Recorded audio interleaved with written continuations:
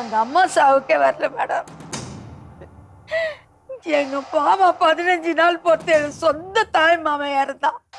அப்பவும் வரல. பெரிய வீட்டுல வரணும். நான் எதுக்கு மேடம் பெரிய வீட்டுல இருக்கிற எனக்கு வந்தாலும் எனக்கு ப்ராப்ளம் இருக்குது. யாரு பிரியா? அதான் வச்சுங்கிறாரு கண்ணகி நகர்ல.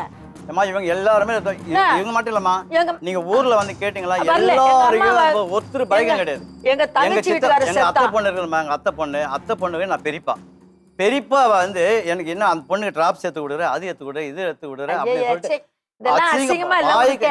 ஒன்னும் இல்லம்மா, நீங்க வந்து போர்ல வந்து மேடம் நீங்க இதெல்லாம் விசாரணை வந்து ஒரு பொண்ணு மேல பண்ணுங்க, அபத்தமா இந்த மாதிரிலாம் சொல்லக்கூடாது மேடம். நீங்க எப்படி 30 வருஷம் ஒண்ணா ஐயோ வாழ்ந்தீங்க? இதேதான் மேடம். அப்ப மேடம் 3-4 மாசம் வீட்டுல சோறாக்கி போடுவேன் மேடம். ஒரே ரூம்ல இருப்பேன் மேடம். பேசவே மாட்டேன் மேடம். நான் எல்லாம் துணி கிணி எல்லாம் துவைச்சு போடுவேன், சாப்பாடு ஆக்கி வைப்பேன், எல்லாம் செய்வேன். பேச்சே வச்சுக்க மாட்டேன். ஏன்?